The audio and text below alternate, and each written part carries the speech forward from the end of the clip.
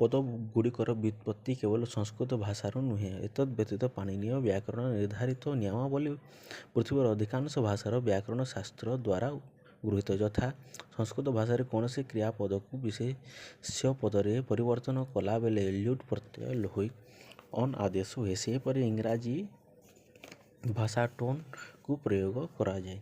ଉଦାହରଣ ସ୍ୱରୂପ ଗମ୍‌ରେ on, ଗମନମ୍, ଆଡମିନିଷ୍ଟ୍ରେରେ administration. ସେହିପରି ଭାରତୀୟ ଭାଷାରେ ମଧ୍ୟ ତଦନୁରୂପ ଦେଖାଯାଏ।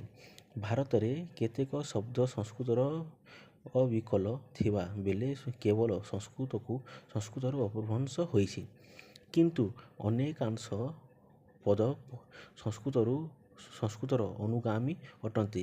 ଏଣୁ ଭାଷାବିଜ୍ଞାନ ଦୃଷ୍ଟିରୁ ଭାରତରେ ଅନେକ ଭାଷା ଓ ଉପଭାଷା ଥିବାରୁ ତାର ମଧ୍ୟ ଭାରତୀୟ ଭାଷାବର୍ଗ ରୂପେ ଏକ ସାରଣୀ କରାଯାଇଛି। ଭାରତୀୟ ଭାଷାବର୍ଗ: ଆର୍ୟ ଭାଷା ଓ ଦ୍ରାବିଡ଼ ଭାଷା।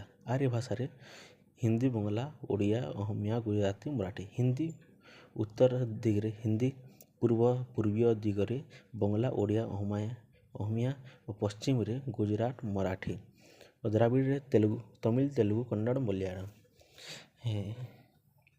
ଏତଦ୍ ବ୍ୟତୀତ ପ୍ରତ୍ୟେକ ପ୍ରଦେଶରେ କେବଳ ଆଞ୍ଚଳିକ ଭାଷା ଓ ଆଦିବାସୀମାନଙ୍କର କଥିତ ଭାଷା ସହିତ ଅନେକ ଉପଭାଷା ଦେଖିବାକୁ ମିଳେ।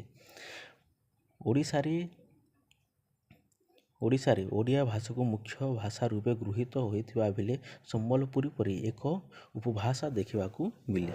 କିନ୍ତୁ ଆଦିବାସୀ ଭାଷା ହିସାବରେ ମୟୂରଭଞ୍ଜର ସାନ୍ତାଳ, ଫୁଲବାଣୀର କୁଇ, କୋରାପୁଟର ବଣ୍ଡା, ସୁନ୍ଦରଗଡ଼ର ଭୂଇଁଆ ପ୍ରଭୃତି କଥିତ ଭାଷା ସହିତ ଲୋହାରା, ନରିଆ, କୋଲ୍ହ, ମୁଣ୍ଡା, ଗଣ୍ଡା, କୁଲତା, ଅଗ୍ରିଆ ଇତ୍ୟାଦି କଥିତ ଭାଷାର ଲୋକମାନେ ଦେଖାଯାନ୍ତି।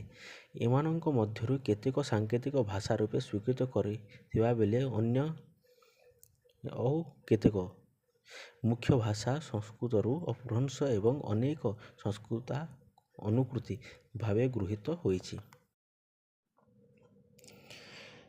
ପୂର୍ଣ୍ଣାଙ୍ଗ ଶିକ୍ଷଣ।